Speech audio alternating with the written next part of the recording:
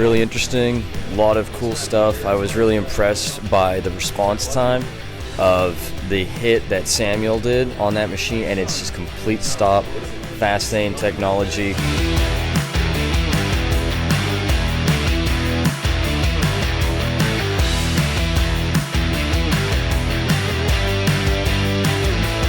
Yeah, it's definitely a interesting technology. I'm hoping that it's something that we can put on our machines to be able to save money, because I know crashes can cost lots of money, and so if it can detect the crash and save us money, it's worth it.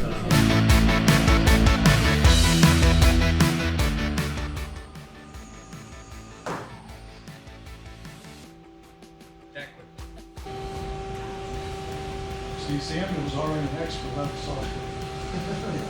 Well, yet, just a simple test.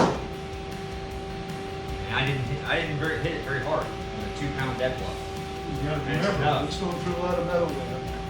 It's the sensors out there. It's from the house.